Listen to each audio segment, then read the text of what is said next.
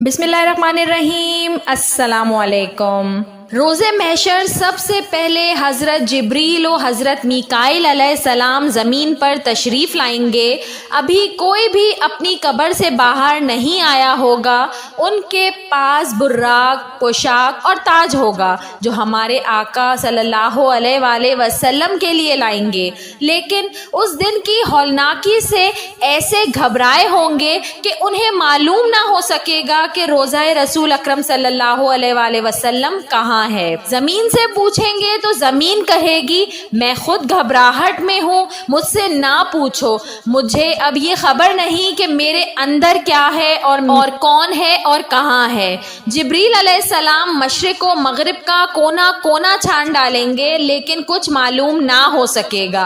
अचानक देखेंगे कि ख्वाब गाहे रसूल अकरम सल्लल्लाहु अलैहि वसल्लम से अनवार चमक रहे हैं। वहाँ जिब्रील अलैहिस्सलाम पहुँचेंगे तो देखेंगे कि रसूल अल्लाह सल्लल्लाहु अलैहि वसल्लम मज़ार मुबारक से बाहर रौनक अफरोज़ हैं। चुनाचा खुद फरमाया मैं पहला वो हूँ कि जिससे ज़मीन फटेगी। जिब्रील अलैहिस्सलाम को देखकर हुज़ूर अकरम सल्लल्लाहु अलैहि वसल्लम फरमाएंगे ए जिब्रील अलैहिस्सलाम मेरी उम्मत का क्या हाल है।